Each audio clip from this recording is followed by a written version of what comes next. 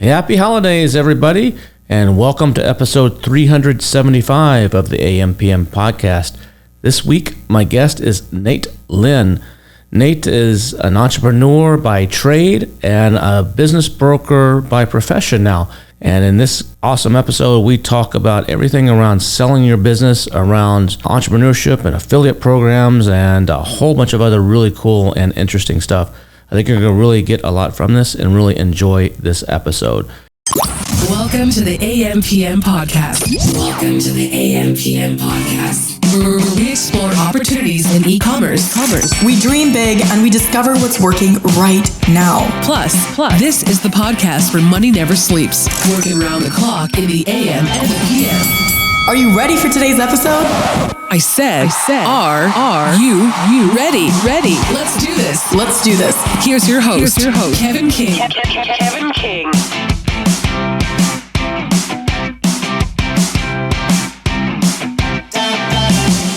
Welcome to the AMPM podcast, Nate. How you doing, man? I'm doing awesome. Just enjoyed some great travel, and I'm kind of hunkered down now for a while and grinding some stuff out. And thanks for having me on. I'm glad to have you here. I think we've known of each other for a while, but we first, I think, met at the last $1 billion seller summit in Puerto Rico back in June of earlier this year. That's right. Yeah, I heard you were coming to town. I had not a whole lot of notice. I just found out about it maybe a month in advance and reached out to you and figured it'd be would definitely be worth me getting together with you guys and hanging out for a little bit. I was able to get into your guys' WhatsApp group after I bought some tickets and was telling people, here's some activities. You can go snorkel over here. You can go do some of that. So I've been in Puerto Rico for 2 years now, and it's my home. Yeah, you were like the tour guide. Everybody's like, so where should we go to see what's the water that lights up at night? And you're like, no, Don't go to the Bionescence Bay or whatever. Bioluminescence, don't do that. Don't do that on the full moon. You won't see anything, and it's too far away anyway. Just stick to San Juan. Yeah, you were telling everybody where the cool places to go, where the cool places to eat or drink or whatever it was. That was a lot of cool. So how was it? You don't get too many events that come in the e-com space that come to Puerto Rico, do you? No, Ezra was going to do one the year before, and he canceled it because there was some leftover craziness kind of still going on with COVID. I've done events in Puerto Rico before for kind of my entourage, but yeah, not too often does someone come through, but which is a pity because the island's beautiful and it's it is a U.S. territory, so you don't need passports or anything. You just fly in there like you would from Texas to Oklahoma. So yeah, it was really cool. It's an interesting experience because for me, I was an e-commerce entrepreneur for a decade before I became a business broker, but more direct to my own website. Amazon, I think I made between 3 and 10% of my gross sales on Amazon. Most of it was all on my own website. So to see all these other entrepreneurs where more of their focus was Amazon. In fact, many of them don't even have their own websites. It's all just Amazon. Was kind of a unique twist because there's definitely some nuances with Amazon that people were having to deal with that I didn't have to deal with. And then stuff that I had to deal with that they didn't have to deal with. So there was some disconnect on what were challenges or frustrations as e-commerce owners we were all operating. But it was neat because there's always challenges. There's always bottlenecks or issues or other obstructions to our end goal. And it tends to be this Goliath company that with one algorithm change can squash everything, whether it be Amazon or, merchant account or Facebook ads or, Instagram or Google or Shopify, somebody else has the power to shut down these e-commerce entrepreneurs at a moment's notice. Yeah, I remember even before the Amazon days, there was some big Google update. Was it Penguin or I forget? It's some animal name. And they overnight, literally, it wiped out billions of dollars of revenue overnight because some of it needed to be done in honesty because people were hacking the ranking system and doing some things. But it's nice when these huge platforms have all this massive traffic. But it's also a little bit scary when you don't control it. And even people say diversify off of Amazon, and we'll talk about some of that in a little bit and how it may affect your valuations and stuff. But going to Shopify, but you have more control, but you're still depending unless you have your own audience and own method of generating that traffic. You're still dependent on algorithms and things. Yeah, and even a second layer of that, if there's anybody involved in the flow of money between your consumer and you, they've got some control. And that's always the case unless you own an acquiring bank and you're processing your own credit cards, which no one's doing. So yeah, it's interesting. Well, Amazon's doing it. Amazon has. Well, that's the thing. So Amazon's controlling traffic and controlling the money. But us as third-party sellers on Amazon's platform, that's two things that Amazon can shut off for you.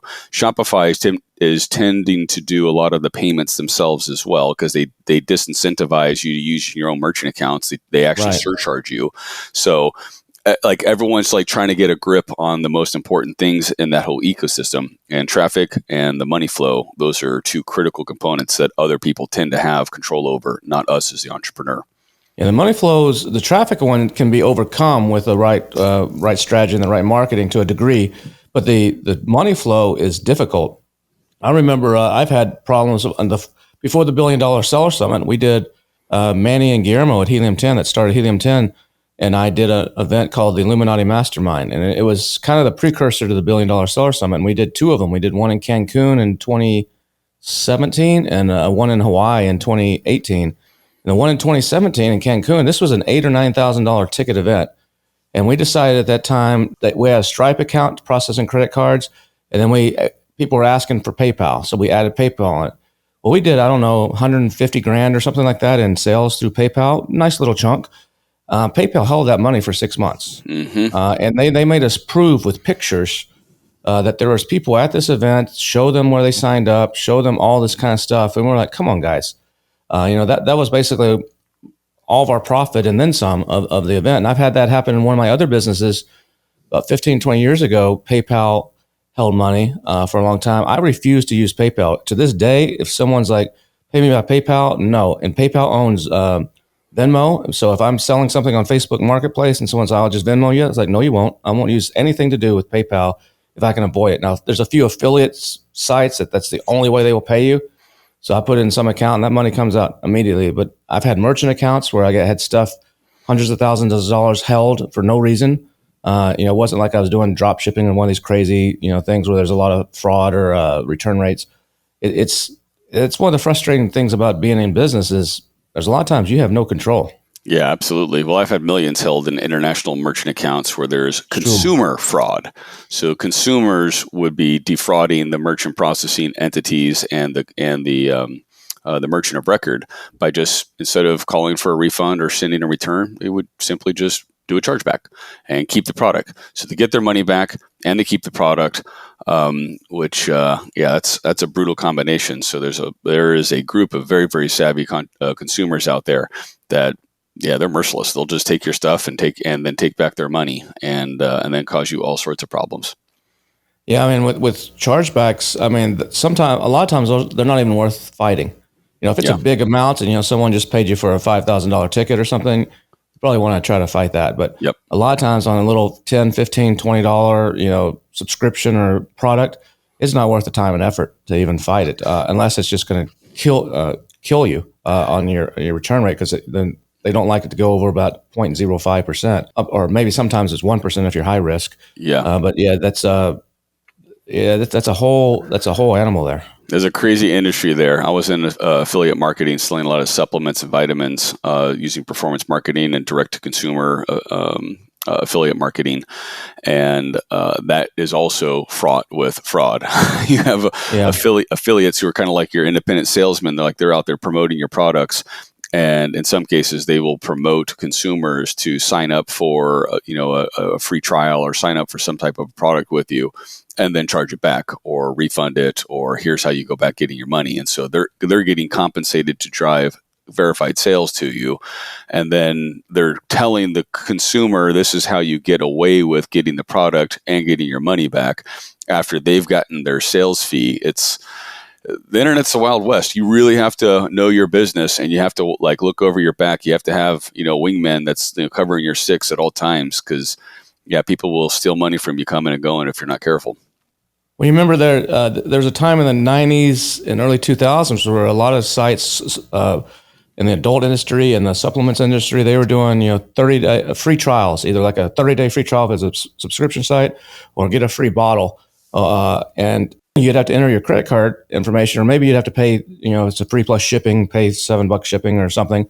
Yep. But what they didn't tell you is that they're going to charge you if you didn't cancel. It's very not clear, not there at all, or it was like so tiny. Yeah. Nobody ever saw it. It was on the third page of the terms of service or something like that. And there was a huge problem with that for a while. And a lot of merchant accounts and PayPal started just banning people left and right.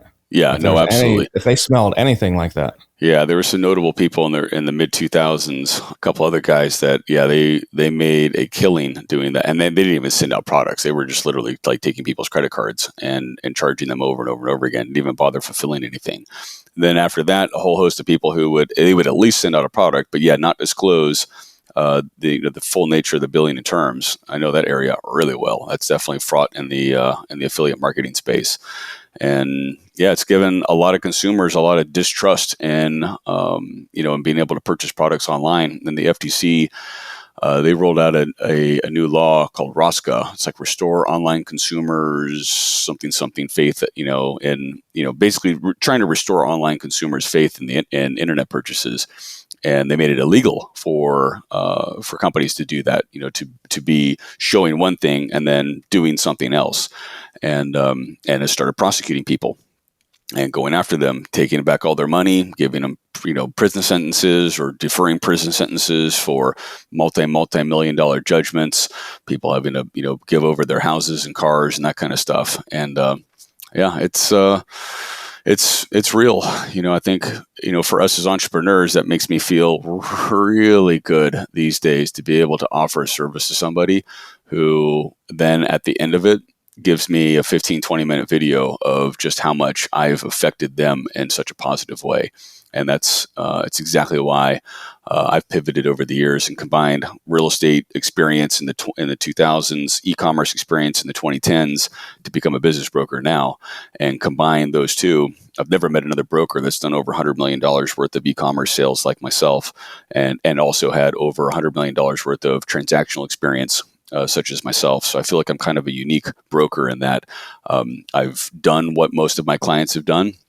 And then I've also done all of the behind the scenes stuff that goes on with the transactions and making sure that I'm aware of what's going on before we start bumping into things and stepping in potholes, because little things like negotiating net working capital up front or later can cause a $10 million transaction to only be an $8 million transaction, or a $2 million transaction to only be $1.5 million. And little things like that you don't pick up unless you've been doing it for a while, and you just have to have experience going through it. So I love to be able to provide those sorts of services to my clients. And then at the end, like, they tell me that now they've got retirement money or they're on their way because they just had the biggest liquidation event of their life. And that just makes my heart sing. I love that. So that's an important point there. There's a lot of people out there that help you sell or organize to sell business that maybe they came from the corporate world, or they came from, and they may be good at math, good at accounting, good at those kinds of, maybe they're good at law, but they've never had to rob Peter to pay Paul to make payroll, or they've never had to game the system on floating a check to make sure, I know there's a 3-day window here before it's going to hit the bank, or whatever it may be. And having that experience, I think, is crucial when you're out there looking for someone to help you if you're going to be planning on an exit or trying to grow the business. And those little things, like you said, that you've been there, done that, sold $100 million plus on your own, it's a huge difference. All self-funded. I didn't come from wealth. I didn't have millions of dollars. I put most of our investment capital on my credit cards. We were buying inventory with credit cards, I was buying traffic with credit cards and paying them off, and definitely robbing Peter to pay Paul, and then negotiating terms. So I was able to, that was the key thing. Once I was able to negotiate credit terms with my traffic source and my product, the manufacturer, then man, that really blew the lid off. I was able to go from $1 million of sales to $10 million worth of sales, just doing that, and then keep that rolling for years. What businesses were these in? Was this was my supplement companies? Yeah. So I launched over 21 supplement brands over the course of about 9 years, and 9 of those sold for $1 million worth of revenue. It's not like exit value. I exited a software technology, not actually my supplement brands, and I can talk more about that and when there's the right timing to sell. But anyways, a couple of the brands sold over $10 million in gross sales. And a lot of it was I started out with dietary supplements and then moved on to anti-aging skin creams and that kind of stuff. And then I started to develop some more customized formulations, and we started getting into hair oils, beard oils, stuff for skin and nails. Like we sold this really, really potent biotin vitamin for a while. It was 3 times as strong as what you could get in the stores. And then complemented that with argan oils and jojoba oils and different things. And then in 2016, we kind of rode the beard fad, and I had this massive beard. If you Google Nate Lind, you'll see some of me at the World Beard and Mustache Competition in Austin, actually. Oh, really? I Awesome. had this like 2-foot long beard, and we're selling all these beard oils and stuff. It was like super trendy 2016, 2017. And then that kind of died out. And so that brand kind of petered out over time. But then we switched over to selling women's hair oils and I found this Persian chemist that developed a process and had patented this process to ozonate oil. And so he would force inject oxygen into these oils, and it changed the molecular compound of the oils to the point where you could smear this oil on your hands, and just rubbing your hands together, it would completely sink in and evaporate. Unlike most oils you get now, which leaves this like gross sheen and like makes you like slippery. Yeah, we sold a bunch of that, and it was. In fact, I wish we still had some. I have to go back to the manufacturer and just order small batches because it's like you can't find it anymore. But that was kind of our key to success. Was we started generic, and we just had a small market share of like diet supplements, and then we moved into more unique things, and kind of really like cornered the market there for these unique brands. Speaking of that, you just reminded me of a couple things. I missed a couple big opportunities in that space. In 2010, I was in Israel, and I went out to the Dead Sea, and the little souvenir shops were selling Dead Sea mud masks and Dead Sea products. And at that time, it wasn't the hot thing that it became. And I was like, I looked at it, I bought some back. I was like, this is pretty cool. But for whatever reason, it didn't trigger on me to actually try to sell that and blow that up. And right before that, and you mentioned argan oil. In 2009, I was in Morocco just as a tourist, and they took me to a place where there's this little shack basically on the side of the road, and these women were sitting around on the floor with little baskets, just pounding on these nuts. And these nuts came off of a tree. These goats would like go up on this special tree and eat these nuts, and then they would poop them out.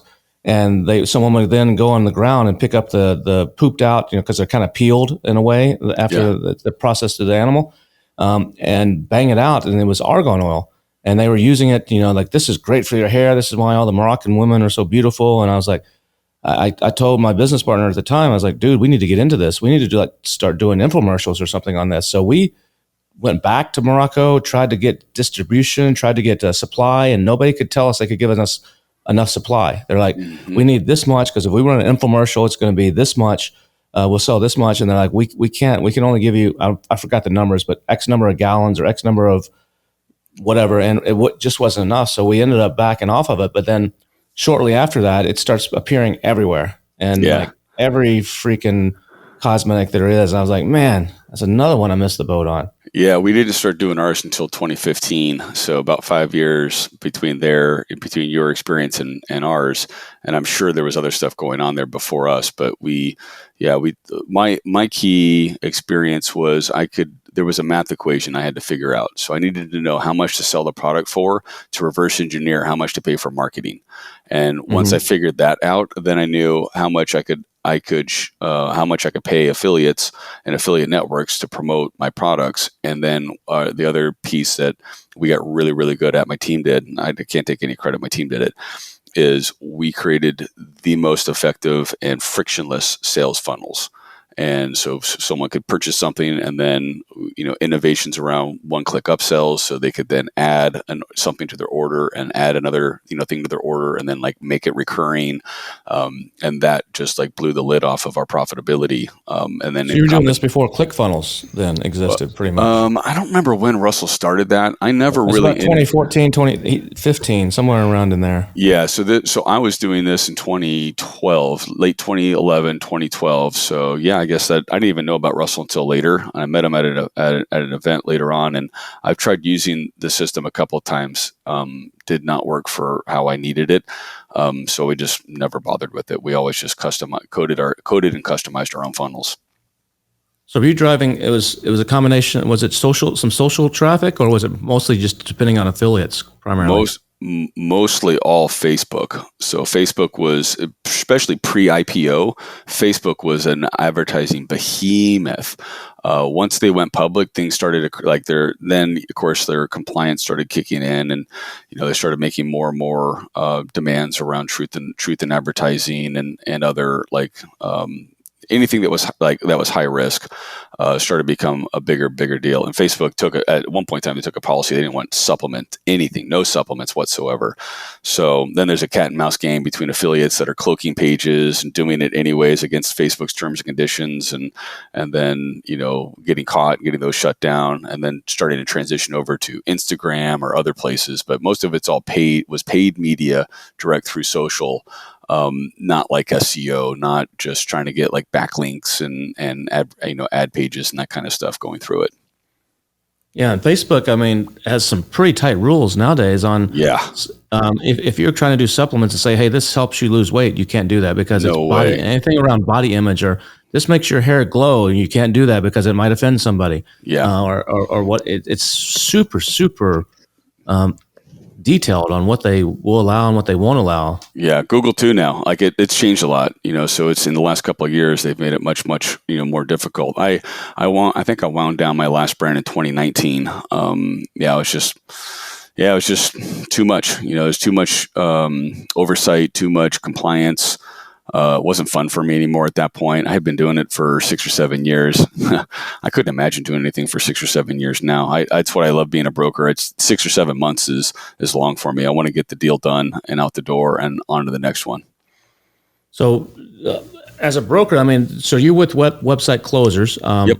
And so for those that don't know, that's one of the oldest brokerages in this space. Can you tell us a little bit about what Website Closers is? A lot of people may have heard of some of the others out there, but maybe they haven't heard of that one. Yeah, well, we're the largest brokerage and marketplace for $1 million to $150 million online businesses. Jason and Ron started the company a little over 13 years ago. Online, right? It's not. Well, we're a boutique. We only do online businesses, digital businesses, technology businesses, SaaS, and then the services that surround that. We saw a lot of digital marketing agencies. We saw a lot of technology and services related to internet businesses as well, but we don't know brick and mortar businesses. We don't do any restaurants, no retail, none of that. So all the 98% of what you see on Biz Buy Sell, we don't touch. Mm-hmm. We only do the 2% that has an online presence, and that's been their focus from the beginning. I met the founders at actually somebody was a speaker at one of my events, said they sold their business with Website Closers, and I'd never heard it. I'm like, Website Closers? That's weird. What is that? So I went to their website. I asked for an introduction. I never got one. So I ended up just going to the website, filling out an introduction form, explained who I was. I'm like you, I've done a bunch of trade shows and masterminds and events specific for affiliate marketing and supplement companies and that sort of thing. And I just filled out an intake form. I was on the phone with Jason and Ron within 4 hours and invited them to come to actually a Puerto Rico mastermind I did. I invited them to come to Puerto Rico. I held it at the Marriott down there in Ashford. And they came to the event and kind of explained, the M&A marketplace for supplement businesses and other internet businesses. And I was just blown away by how many buyers they said are looking at these types of businesses. Now, this was late 2019. I had already wound down my supplement businesses, and I had an exit by selling some technology I built that helped support my supplement companies. So I sold something to a shopping cart, some software to a shopping cart, and had wound down my supplement companies. And then hearing what they were saying about the marketplace of how many buyers they have, honestly, I didn't believe them. But I kept running into other people over the course of the next year that had sold their business with Website Closers. And I added them to another mastermind in Fort Worth. And I took the guys to dinner. I talk about this in my book, and I'll give your audience a copy of it too, a digital copy of it. Is I had dinner with them at Bob's Steakhouse at the Omni in Fort Worth. And I sort of spent about 3 hours with them. And they continued to reiterate how many thousands of buyers are looking at these types of businesses. And at this point, I had a pretty large network of entrepreneurs that were coming to my events, and I was thinking to myself, this might be a nice little side hustle. Let me look into this. And I talked with them about becoming a broker. And I ended up joining them in January 2020. And the first deal I brought to the company was a $25 million sale from somebody that had been within my mastermind prior to that. And basically, it's a marketplace. It's like the MLS of these online businesses. So Website Closers is the largest marketplace. It's been around for 13 years. We've sold over 3,000 businesses. There's 50 brokers. So it's like Keller Williams. It's massive, and the volume is massive. I own a franchise in Puerto Rico, so I'm one of the largest franchisees. I've got 2 associate brokers that work in my franchise, one on the buy side, one that helps me on sales side. And we just list businesses that are Amazon businesses, Shopify stores, anyone that has their own store if they're selling physical products, and then people who sell information and e-learning and marketplaces. I've sold marketplaces that bring buyers and sellers together. There was a voiceover marketplace that I sold in 2020 that brings together voice actors and voice producers and publishers and stuff. So really kind of anything with kind of a digital and tech and sort of SaaS sort of spin to it, or product spin to it, is what we focus on. And now we have accumulated, because of so many listings, it's like every time you do a new listing, you get new buyers. We've just accumulated the largest buyer pool of any of the brokerages, just because of size and volume and time. Just, that we've got such a runway against our competitors. It would take them years to catch up, but we're also still shaking and baking, so they'll just never catch up to us. So yeah, what was this mastermind that set you down this path of where these guys came out to it and also gave you some of your first leads? What kind of mastermind was this? This was specific to mostly the entrepreneurs that were my competitors and colleagues in supplements and in the affiliate marketing space. So the big trade show at the time was called Affiliate Summit, but that was focusing on the affiliates, the ones who are controlling the traffic and doing the sales. And I started this event called Advertiser Summit. And the nomenclature, it's kind of janky, but the nomenclature for that performance marketing is the advertiser is the person who owns the brand. It's like I've got this coffee cup over here. It's called Reduce Reduce is the name of the brand. This would be the advertiser who's trying to sell these mugs online. So there was an event for the seller, the salesmen, the affiliates who they're actually putting Facebook ads out, and they're like manipulating algorithms and that kind of stuff to try to get sales, to try to get paid by the brand owners. So because that was going on for a while, I was like kind of cool talking to the affiliates, but I want to talk with more advertisers. I want to talk to more people who were the brand owners like me. So I started doing these events basically once I get introduced to other people. I actually created a Skype group first. That's how it all started. So I had a Skype group, and we were all just like talking and chatting. And once that grew to like 100 people, then I proposed like, hey, let's all get together and have like a weekend kind of retreat. So I invited everyone. At the time I lived in Albuquerque to the Hyatt Tamaya, and a beautiful resort north of Albuquerque. And I had about 35 people from around the world fly in. I didn't charge anything for it. I just said that you got to pay for your own cost and pay for the food and beverage. It's like $750. And I did this like room. It's like a big U. It's like just one big mastermind, like a big boardroom. And we sat around for 3 days talking about credit card processing challenges, traffic challenges, compliance issues. And we created this, what I called the Continuity Council, which we were all continuity, a subscription-based advertisers. So all of our products had like subscriptions associated to it. And with that comes a whole host of challenges with credit card processing and fulfillment and projecting and inventory and all that sort of stuff. And I started in May of 2015, and I kept doing events, and I started to lump them onto before the bigger trade show, Affiliate Summit. Mm-hmm. So people would fly in the day before, and then we'd meet at a hotel or whatever for 4 or 5 hours, and then everyone would go to the trade show and get sloppy, and then go home and be done. And then different than the one what's it, Affiliate World? It's like in Dubai, Thailand, and similar, Spain or something like that. Affiliate Summit is the big boy in America. They've got an event in Las Vegas and New York City during usually spring and fall, and then Affiliate World popped up a little later usually like in Barcelona and then Thailand. I think they may have moved them around since then.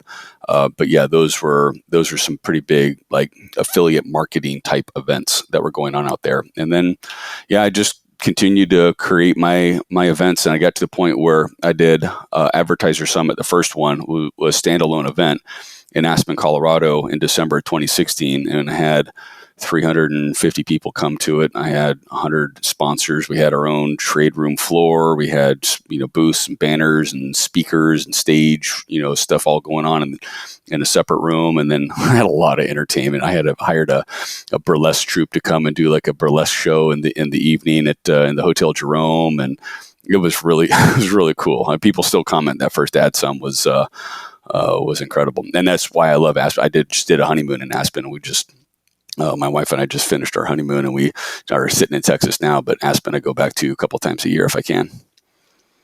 Yeah, I like Aspen. I was there last year. It's the first time I'd ever been there. I've been everywhere else around, but I was like, I've never been to Aspen. I kept hearing these good things. So it's awesome. It was drove actually from Texas up there and went through that. What's that one mountain where you go up to like a peak of 10,000 feet Probably or something? Independence Pass. Yeah, it's all these little windy little mountain on the side of a mountain that it was there's one way to come in by freeway, from the north side, but we came in from the south side, I guess, or east or whatever it was. Yeah.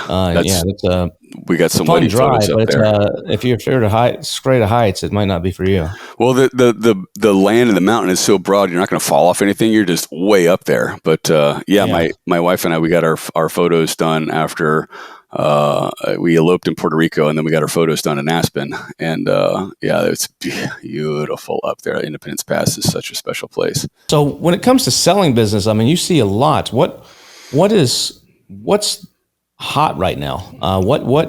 I mean, for a while there was Amazon stuff. Every aggregator couldn't get enough of them, and we're paying just crazy multiples, and that's kind of died down. Yeah, there's still a great opportunity to sell. But a lot of people think, now's not a good time to sell business. There might be a recession or interest rates are high. It could be a little bit more challenging now. But I think it's still a good time. It's definitely still a good time. I've got 7 listings. 3 of them are under contract. Another one I've got an over asking price, and it's a big one. It's 20. We're asking $24 million. We've got an offer for 25, and we're negotiating the net working capital on it right now. So we're still closing deals. We're still selling deals. We're still listing deals. The market hasn't stopped. The one caveat is it's in some ways it's good because there's less earnouts and less performance-based payments being negotiated right now. So more of our deals are structured with 50 to 80% cash at closing, lump sum at closing, and then the remaining tends to be a seller's note. So it's guaranteed by the business and the cash flow of the business, as opposed to the business has to grow to this, and then you'll get an extra $1 million, or if the business grows to that, the next level up, you'll get $1.5 million. Which it's really tough to sustain that type of growth when there's so many factors that are outside of your control. And most of my clients, they don't want to be bound to the business continuing to have to grow, especially when someone else is running it. And they don't know they don't know how well that person's going to perform as an operator. So and the buyers are always thinking, well, we want you to be invested in the long-term growth of this business. It's like, bro, if I wanted to be invested in the long-term success of this business, I would keep it and run it. I want to sell it because I'd like to take a step back, or I want out of it completely. So that's where I, as a broker, I have to thoroughly understand my clients' wishes, because some of my clients, they're looking for partners, and they do want to be a long-term involved aspect of the business. And others are like, man, I am done. I've got this other project I want to work on, or I want to go do real estate. I want to go do something else. And as long as I know what that is, then I can match the right buyer up to it, and we can skip all that, nonsense. So in our space, I primarily focus on the Amazon space. That's what most of the listeners are. What's the market like out there now for agencies and software companies in the e-com space? Yeah, and I didn't even answer your last question. What's hot right now? Actually, it's agencies. So I sell a lot of digital marketing agencies because they do really well. They're getting pretty good multiples. There's a lot of desire for marketing in of itself has changed so much in the last 10, 20 years. And internet marketing, digital marketing, it's constantly in demand. And the pandemic helped in so many ways to bring exposure to e-commerce as, a salve for any, world, issues of supply chain. And so people weren't able to go to stores. So they were having to buy stuff. So Amazon, things just went nuts for Amazon and Shopify and all those platforms.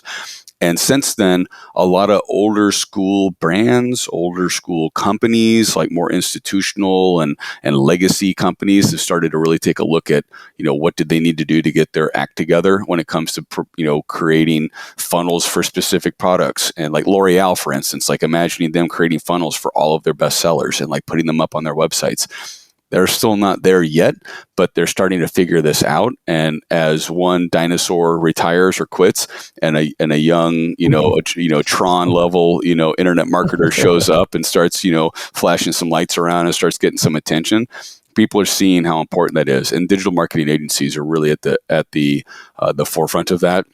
Amazon stores still sell very well. I've got an $8 million transaction right now that's about a 4x multiple. I think they're right at about $2 million in trailing 12 months EBITDA. So we're at a 4x multiple on a transaction there, and it's a sexy supplement Amazon store, and it's some part of it's private label, some of it's custom manufactured, and I listed that, and it was under contract and. We had multiple offers, but it was under contract in less than 2 weeks from the time that it was listed. Wow.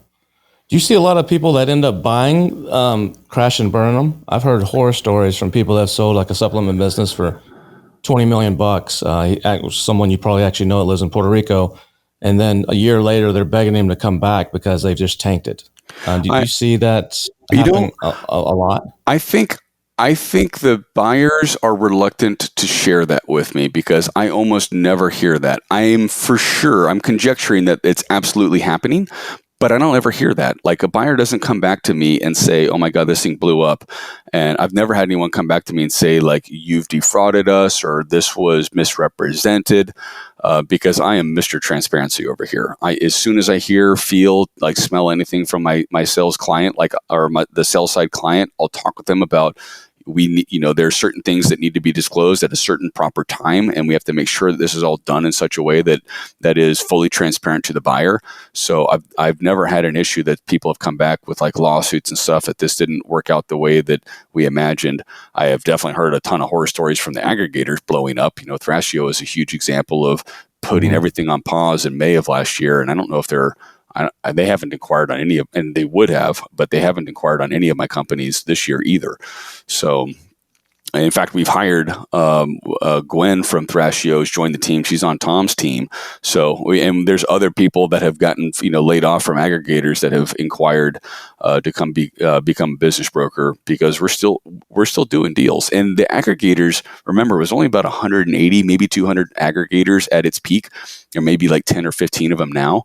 But that is a tiny fraction of our buyers, where most of them are private equity or individual investors. They'll use the SBA to buy deals that are under $5 million, over $5 million deals. We have private equity funds, private equity sponsors, family. We have a lot of family office activity going on now. We've got some really cool search fund groups out of Europe where they're working with MBA grads, and not just like MBA grads, but like seasoned CEOs who have MBAs as well to be the acquisition entrepreneur. So they'll be the sponsor, but then they'll provide all the funding. So they've got like this really cool vetting process where they'll have hundreds of 30, 40, 50-year-old CEOs that are looking for a large business to work with. If they don't have the funding for it, but they've got the operational skill set, and they're out hunting deals, and then they've got this massive investment group behind them. That it's not that crazy SPAC stuff where they got to go public and go raise the money. Like this is like wealthy family offices that have all aggregated a ton of wealth in Switzerland, and then use that to go buy businesses, and putting in the operational seat a seasoned CEO from other ventures and businesses, which I think is brilliant because half the time I'll get a great buyer that's a private equity fund,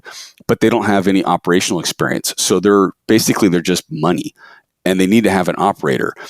But the problem is my client doesn't want to be the operator anymore. So they want to sell, and they want to like walk away. So we have to, then I'm in the position where I'm like, God, I need to start like a recruitment company and find CEOs and other MBAs and like people that are operators to fill the ranks of, I've got all of these buyers with money, but not as many that have operational experience. And so this one particular search fund has done, I think, a really smart thing to solve that problem and go take down a bunch of deals. What about, there's a lot of listeners here that don't live in the U.S. They may have a U.S. business or they may not have a U.S. business. do you sell a lot of stuff internationally for, Chinese sellers or European-based sellers or people in the Middle East or Africa? Or is it really the focus is primarily the U.S. and that gives you a big leg up? Or can you talk a little bit about the pros and cons and advantages and what people might need to think about there? The big pro for being a U.S. company and selling to a U.S. buyer is there's more financing opportunities for them than any other country. Like SBA. SBA, for anything under $5 million, I want to try to get it SBA pre-approved. If it's over $5 million, then the SBA only goes up to $5 million. And it's kind of like, it is what it is. But you can get a lot of private lenders or capital market lenders to come in and finance businesses over 10 million. So I've got kind of a dry spot between 5 and 10 that requires some creative financing to get to it. Usually it's some SBA, and then it's like a seller note or some combination of some other financing in there. And then once it gets over $10 million, then that opens up the floodgates for the private equity, and private equity and family offices to start to take interest, because they just don't do smaller deals because it's not worth their time. They have to spend as much due diligence and cost on a smaller deal as they do a bigger deal. And then the payoff, the juice isn't worth the squeeze. So, and the U.S. is definitely the top dog when it comes to M&A. It's been that way for years. It'll continue to be that way for a while. The next one is Europe. We don't have as many financing options in Europe, but we're starting to see some SBA banks being willing to try a U.S. buyer of a European entity or other foreign entities. So there's some. I haven't gotten one across the finish line yet, but we're working on a couple right now that we're watching, because it would be really helpful if that would show up. When you start to get into the big deals, like once you're over $10 million, we can find lending partners all around the world. So that part doesn't really matter. And there are some that only focus on certain parts of the world as well. So then you have kind of an advantage. Like we've got some European buyers or European lenders in Germany that like German businesses. So, it's the pool of buyers is so big. Like we've got 160 some odd thousand buyers on our email list. So we just have such a huge reach. China can be a bit tricky, and typically it's the language barrier. Typically it's the time, it's a time zone difference. There's other like just nuances of doing a deal. You have to be friendly, you have to be available, and you have to be like a willing contributor and willing to compromise to get these transactions done. And if you approach these deals that you're not available, you're not particularly friendly, or you're hard to understand, like that creates friction typically between the buy side and the sell side. And as a broker, I do everything I can to try to like reduce that friction. But yeah, Chinese companies don't tend to do particularly well with U.S. buyers right now. It's getting better because there's definitely some really cool companies, and we've got several transactions that we've gotten done, and we can do them. But they are a little bit more work. It's really more work for me than it is for the seller. So we don't mind doing it, but it does create a little bit of extra work to get through. But every business from any country is still sellable as long as it needs to be at least 2 years old and it needs to be profitable. Like we have a cash flow based buyer base. Like they are looking for businesses that are producing cash flow. I had a call with somebody the other day that they're in growth mode. So they're reinvesting all of their money back into the business and they have no EBITDA. They've got no profit. And I told them, like, I just don't have a market for you. Like I'd like to look at your books and confirm that, because sometimes you may be calculating it differently than I calculate it. But if that is indeed the case and you don't have any profit and you're for growth, for a longer term play, then when you get to a point when you're spending out so much cash flow that then you're profitable, that's the time to sell. We don't want to sell pre-profit. So I hear a lot of stories from friends and stuff that have sold that say the due diligence process is like having a second job when you're going through that. Can you talk about a little bit of what someone should expect? If I'm sitting here, a couple points. If I'm sitting here saying, hey, I think I want to sell my business, how much of a runway do I need to give myself to prepare to do that, really, to do it right and maximize it? And then second, what should I expect once those LOIs start coming in? I got to do all this due diligence with these buyers. I'll summarize it, but I do want to plug my my website where you can get my book, because I've also got a list of I've got several sample due diligence checklists in it as well.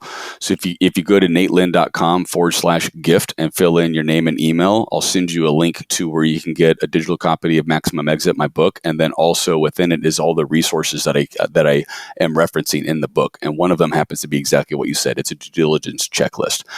And so it will NATELIND.com, just for those of you.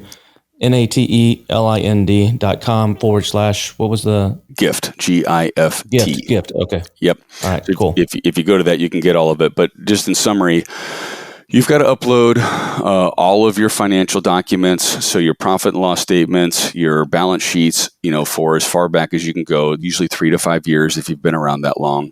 You have to upload all your corporate hygiene, so your formation documents, your meeting minutes. And if you don't have them, don't worry about it. Like most of these businesses are independent owners, or maybe it's a husband, wife. You just upload your articles of incorporation or formation or whatever your entity is. So there's usually be a folder for all the corporate documents, a folder for all the financial documents. Then you'll have a folder for all of your sales management documents. So your Seller Central, all that stuff you download, and the buyer will give you specific reports to pull, and literally it's going to be go in Seller Central, click on this, then go here, and then change your date to this and this and this, and then change the headings here. So you download and do all of that, and it can definitely be a second job for a week or two. I find that the more organized my sellers are, the less work it is for them. The less organized they are, the more work it is for them.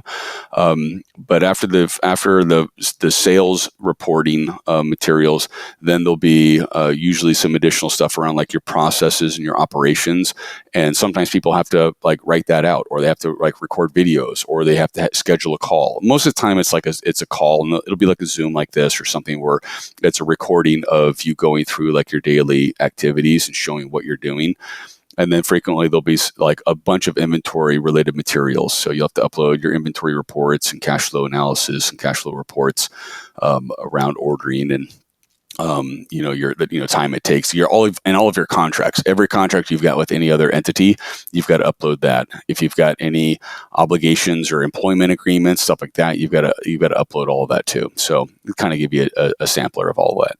And how long of a time frame should we be before if you want to sell? Should you be working on this, start organizing and trying to get things in order 6 months in advance, 2 months in advance, a year in advance? I have clients that don't prepare for any of that, and they just do it after they get an LOI, and they can still get it done in a week. So I don't think I would not stop the process because you're concerned about trying to gather up all that material. I find that it's really motivating when you've got a sexy offer on the table that you've just signed, and they've sent you a list of stuff they need to be able to pay you the money they just said they would pay you. That most of my clients, that second job is probably more like like 2 full-time jobs at the same time, where they're uploading everything over the course of like a week or so. And, but then again, too, I've had some clients that they take some 2 days. They upload everything in 2 days, and maybe they were the super organized ones, but I would definitely not delay a sale. And I hate it when people delay sales because they're waiting for something. I've seen more deals crash and burn because they waited too long than because they got started too early. How do you know when to sell? I mean, obviously if you're burnt out, that's one, but how do you know when to sell? You're like, man, if I just stay with this another year, I could raise the sales. I know on the trajectory on, I could make an extra $2 million at exit. Should I hang on or should I exit now? I mean, how do you know when is that time to actually exit stage left? It's really intuitive. And I think us as a lot of very brainy and heady entrepreneurs, this is the hardest part because we have to like the feeling has to be in our gut. We have to feel that it's time to start thinking about selling. And usually it comes because of maybe the family obligations are demanding more and more time of you, or not demanding. Maybe the family would like to spend more time with daddy or with mommy. And for me, it came because my youngest wanted to spend more time doing outdoor activities. And we were out hiking outside Albuquerque, and it was a Sunday evening. And he said, like, Dad, why do we have to go back so early? And I told him, well, I need to get back home and like rest and relax and recuperate before the work week. I was like, why why do you work so much? It's like, well, I have to pay for all of this stuff. And I read Rich Dad, Poor Dad. And as soon as I said that, it kicked me right in the gut because I had not created the type of passive income portfolio for myself to be able to pull back out of the day-to-day work of my business. And that set me on a trajectory of, wait a second, I got into being an entrepreneur because I wanted more money than I grew up with, and I wanted more time with my family than I got as a child. I've got the more money, but I don't have the more time. So I need to free up my time. And usually the best way to do it for entrepreneurs like us is you've created a business that is the biggest asset that you've got. If you liquidate that business, you can then diversify your portfolio into passive income to get yourself the time and the stability that you wouldn't have gotten from a business. Because let's be honest, the reality is most of us start businesses and we don't delegate very well. We don't create a team, or we don't build a business big enough to support financially an executive team that could run it without us. We bump along in these businesses, which are still super profitable, and also like it's a great kudos to us to get to, $2, $3, $4, $5, even $6, $7, $8, $9, $10 million businesses, which may or may not be retirement money for some of us, depending on our lifestyle, but it's going to be a massive war chest of money that you can use to put into, like, shoot, look at bonds right now. Like you can get bonds at incredible interest rates that you can have for 10, 15, 20, 30 years, paying out 4.5% interest rates that we couldn't get until like half a year ago. So just that by itself, you can put $1 million in it and get a really nice passive income from that. And, not to mention real estate and other investments that you can put out there. So I think it's really it's kind of like you're talking about there it's the four burners theory. You familiar with the four burners theory? No. Where you have a stove and you have four burners on the stove. And one of those is health, one of those is work, one of those is family, and one of those is friends. And the rationale goes is you can do two of those really well. You can do two of those really well. But if you have three of them, now you're, instead of really well, you're into just doing them all good. And if you have all four, trying to do all four, they're all going to suffer. Yeah. And so that's you got to just decide which of those four are you going to be good at. Is it going to be family first and friends first, or is it going to be work first and health first, or whatever? And it's a pretty good little theory. It's I think James Clear talks about that, and it's a pretty good thing for entrepreneurs to look at, to say, like, where is my focus? I love that. Just like you said, the rich guy, Rich Dad, Poor Dad is also a really, with the four quadrants, is another really good one. Yep. No, I love that. And yeah, for me, it was the family that I wanted to spend more and more time with. And, it's just like, that's what it was for me. A gentleman the other day called me and he's having some health issues. And so for him, it's his health. Like, he wants to sell a business, take care of his health and jump back into it later. For others, it's kind of like accomplishment, like they've grown a business, but they've never had an exit. And they want like that check mark, like on their professional, like kind of on their CV, like they want to have, on their CV that they've done, an M&A transaction. And it's also like on the entrepreneurial journey, if you think about it as a ladder, you eventually are going to bump into M&A. So you're either going to merge or you're going to acquire something, or you're going to, sell something. Because we are all driven and motivated and ambitious individuals. That's why we got into being an entrepreneur instead of working a 9 to 5. Eventually, you're going to figure out, well, the real money is in selling the business and then starting to look at acquiring businesses. And it's so much easier to start buying businesses if you sell something and you've got a nest egg that you can then go work with. And then the process from the sales side, and you can start acquiring other businesses. The reason why most of the public companies and larger private companies grow through acquisitions is it's faster and more profitable to grow through acquisition than it is through innovation. Innovation takes forever. And like the pioneers, you're getting arrows in your back innovating versus coming along a little bit later and acquiring the settlements that have been laid out before you. What about diversity? I mean, a lot of people say that it's better if you have your diverse revenue streams when you're going to sell versus depending on one marketplace. So do you see that as to be true, or is it just buyer dependent? It really doesn't matter. It's really buyer dependent. It doesn't matter. I sell businesses that are one trick ponies all the time. They could be an Amazon supplement company. It's a private label, contract manufactured company, nothing custom about it. They just make good cash flow. I will sell that thing in a heartbeat. It could be that. Then on the flip side, it could be a company, just use supplements again because that's my background. They're selling through affiliates and Amazon, and they're also selling, with joint ventures and email blasts, and like they've got like very diverse. And maybe they're also doing direct mail. And maybe let's just go ahead and throw in telesales or infomercials. I don't see too many of those. Honestly, most entrepreneurs are good at, or can be great. Maybe this is the 4 burners methodology. They're great at one channel. They might be good at 2 channels, usually not good at 3 channels. And I almost never see someone with 4 channels. But I've got buyers that will do all of that, and they'll pay handsomely for all of them. I've noticed another thing too with people that exit is a lot of times they're like, okay, I'm done with this. I'm tired. I want to go travel. I'll go sit on the beach. I want to go paint and sit in my house and just paint artwork all day or play video games or whatever it is. But a lot of times they start getting antsy after 6 months or a year of that. These entrepreneurs who have generational wealth and are like, all right, I'm bored. Now what? Do you see that happen quite a bit? And they start getting back in. They go back to working 80 hours a week and for a while and stuff. Yeah, I see. I think there's a variety of paths I see people go on. 2 common ones that come up for me is they either go back into entrepreneurship and startup mode. Actually, 3 come to mind. So they'll go back into starting, like because they just love the start of it. Others will graduate to acquiring, or they will team up with lending partners and they'll start to acquire businesses.